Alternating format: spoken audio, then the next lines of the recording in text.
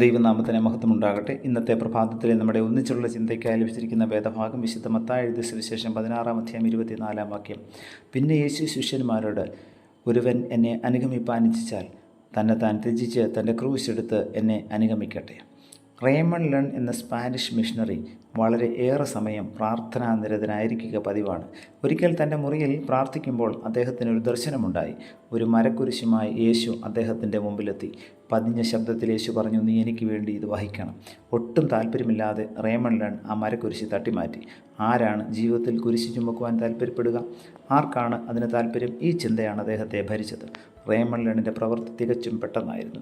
ക്രൂശ് തട്ടിമാറ്റിയപ്പോൾ യേശു അപ്രത്യക്ഷനായി. വീണ്ടും കുറേ ദിവസങ്ങൾക്ക് ശേഷം പ്രാർത്ഥനാ സമയത്ത് ഇതുപോലെ തന്നെ യേശുവിൻ്റെ സാന്നിധ്യം അദ്ദേഹത്തിനുണ്ടായി. മരക്കുരിശുമായി യേശു തൻ്റെ മുമ്പിൽ നിൽക്കുന്നു. എന്തെങ്കിലും ഒന്ന് പറയുന്നതിന് മുമ്പായി മരക്കുരിശ് റേമൺ ലെണിൻ്റെ മടിത്തട്ടിലേക്ക് ഇട്ടുകൊടുത്ത ശേഷം യേശു അപ്രത്യക്ഷനായി. പിൽക്കാലത്ത് റേമൺ പറഞ്ഞു, ക്രൂശ് വഹിക്കാതെ മറ്റു മാർഗമില്ല. ഒരു മിഷണറിയായ ജീവിതത്തെ സുവിശേഷത്തിന് സമർപ്പിക്കുവാൻ അദ്ദേഹത്തെ പ്രേരിപ്പിച്ചത് ഈ ദർശനമായിരുന്നു. ക്രൂശ് ദൈവശക്തിയാണെന്ന തിരിച്ചറിവാണ് വിശുദ്ധ പൗലോസിനെ ക്രൂശ് വഹിക്കുവാൻ, ക്രൂശിൻ്റെ സാക്ഷിയായി തീരുവാൻ ഇടയാക്കിയത്. പൗലോസ് തൻ്റെ ജീവിതത്തെപ്പറ്റി പറയുമ്പോൾ മറ്റാരേക്കാളും താൻ ശ്രേഷ്ഠനാണെന്ന് പലകുറി പറയുന്നുണ്ട്. എന്നാൽ കർത്താവായ യേശുവിനെ ജീവിതത്തിൽ സ്വീകരിച്ചപ്പോൾ യേശുവിൻ്റെ ക്രൂശിൻ്റെ മുമ്പിൽ അഭിമാനത്തോടുകൂടെ താൻ കൊണ്ടു നടന്നതൊക്കെ ഒന്നുമല്ല എന്ന് പൗലോസ് അറിഞ്ഞു. പൗലോസിനെ സംബന്ധിച്ച് യേശുവിൻ്റെ ക്രൂശ് ഒരു വസ്തുവല്ല, മറിച്ചൊരു തീക്ഷ്ണമായ സന്ദേശമാണ്. മറ്റൊരു വിശ്വാസത്തിനും അവകാശപ്പെടുവാൻ സാധ്യമല്ലാത്ത ശക്തമായ സന്ദേശമാണ്. അതെന്നല്ല, ഒരു കാലഘട്ടത്തിലും പഴകിപ്പോകാത്ത സന്ദേശവും ജീവിതക്രമവുമായിട്ടാണ് ക്രൂശിനെ പൗലോസ് അപ്പോസ്തലൻ കാണുന്നത്. രസതന്ത്രത്തിൽ കൽക്കരി ആറ്റങ്ങളാൽ നിർമ്മിതമാണ്.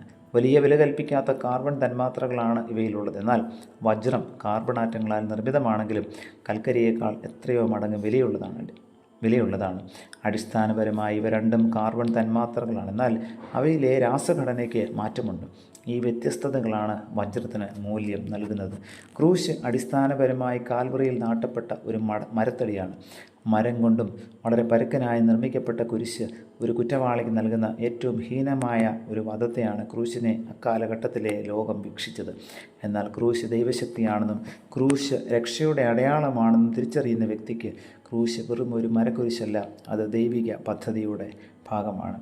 ആകയാൽ പ്രിയമുള്ളവരെ, ഈ ക്രൂശ് ദൈവശക്തിയാണെന്ന് തിരിച്ചറിവും പൗലോസിനെ പോലെ ക്രൂശ് വഹിക്കുവാനായി ക്രൂശിൻ്റെ സാക്ഷിയായി തീരുവാനുള്ള നല്ല മനസ്സും പുതുവർഷത്തിൽ ദൈവം നമുക്ക് ഓരോരുത്തർക്കും നൽകട്ടെ. ഈ വചനങ്ങളാൽ ദൈവം നമ്മെ ഏവരെയും അനുഗ്രഹിക്കട്ടെ. പ്രാർത്ഥിക്കാം. പ്രിയ കർത്താവേ, നൽകിയ വചനത്തിനായി നന്ദിയോടെ സ്തോത്രം. ജീവിതത്തിൽ കർത്താവെ, ഞങ്ങൾ നേരിടുന്നതായ കുരിശുകൾ അങ്ങേക്ക് വേണ്ടി വഹിക്കുവാൻ തക്കവണ്ണം ഞങ്ങളെ അവിടുന്ന് സഹായിക്കണമേ.